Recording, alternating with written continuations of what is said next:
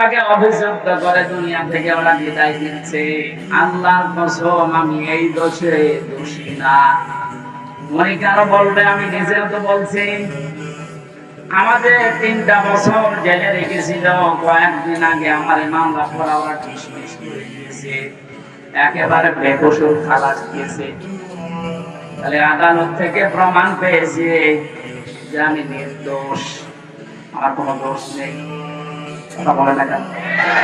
এই যে মোবাইলটাও 3 বছর পরে ফেরত দিল, তন্ন তন্ন করে খুঁজেছে। এটা গ্রামের বাড়ি থেকে শুরু করে একেবারে যেখানে থাকি, আমি আর্টিস গ্রুপে ছিলাম, প্রত্যেকটা জায়গা জেলা বিশ্লেষণ করে এই 3টা বছরের পর মাত্র 5-6 দিন আগে আমাকে আদালত বলেছে আপনি মুক্ত, কোনো দোষ আপনার হইলাম না। আমি আদালতে বলতে গেলাম যে আমার আদালত, এই 3টা বছর তো আপনার কাছে আমার মামলা ছিল, এতদিন পর্যন্ত তো বললেন না যে না এ মামলার কোনো মাল ম্যাটার নেই, কি দেখে বিচার করবো, এখন বলছেন কেন? এটাই বলতো যে হুজুর কিছু করার নেই, আমার নাক বাঁধা।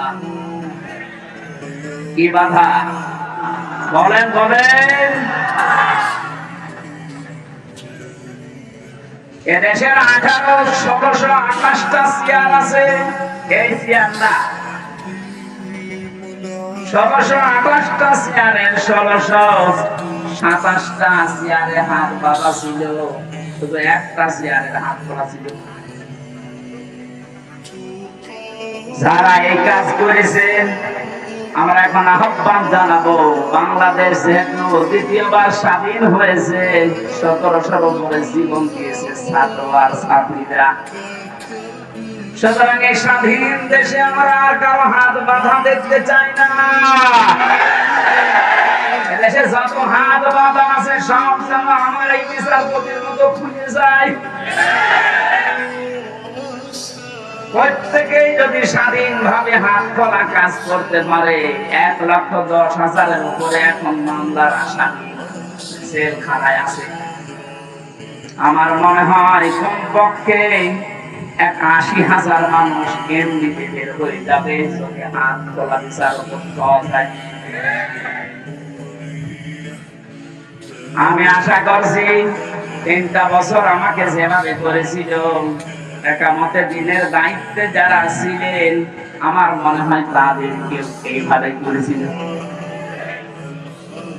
জালেমদের হাতে ক্ষমতা, চেয়ার, আইনার কানুন বানানোর ক্ষমতা থাকার কারণে ওরা মন মতো যা ছিল তাই করেছে। আমারটা যেমন বেকসুর খালাস পেয়েছি, আল্লাহর কসম যেগুলো মারা গেল, শহীদ হয়ে গেল, এই মানুষগুলো জীবিত থাকলে কেউ বেকসুর খালাস পেয়েছিল।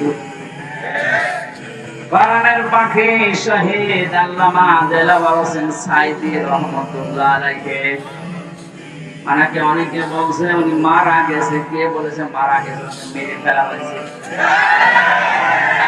ওনাকে মেরে ফেলা হয়েছে, বাস্তব প্রমাণ ওনার হাসিটা।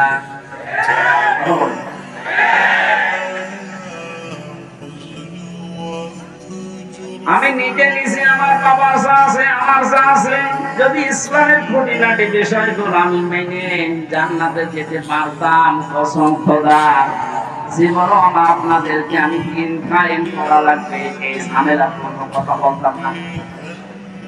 এটা যে কত বড় যন্ত্রণা!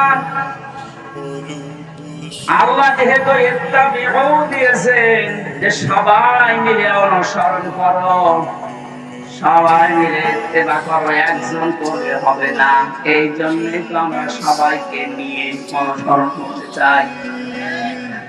সুখবর একটা আছে, বাংলাদেশে ইসলামী দল যতগুলো আছে, প্রকাশ্য শিরক এবং বেদাত যারা করে এরা বাদ দিয়ে অন্তত আল্লাহ একজন আছে, কেবলাকে কেবলা বলে মানে, এইরকম কিছু নিয়ম নীতিতে যারা কাউকে শরীক করে না, কাউকে বিশ্বাস করে না, আল্লাহ বাদে, এই মানুষগুলো দেখলাম আজকে সব এক হওয়ার জন্য বদ্ধ হচ্ছে। জালেমরা তো পালিয়েছে,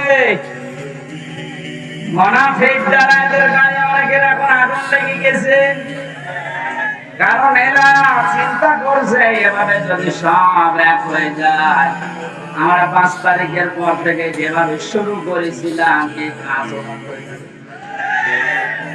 ওরা ফুটে ফেলেছে। এখানে আশা করছি যেভাবে এগিয়ে যাচ্ছে সবাই মিলে অনুসরণ করার জন্য ধর্ম বিষয়ে উপদেষ্টা যিনি আছে ডক্টর আহমদ খালিদ হোসেন, আল্লাহ তার হায়াতে তাজ্জেবা সিহাতে করলে আমাকে দেন, বলেন আমিন। ডক্টর চেষ্টা এবং ইখলাসটা দেখতে পাচ্ছি, আশা করছি ইসলামের সূর্য সামনে আমরা এই দেশে দেখতে পাবো ইনশাআল্লাহ। এই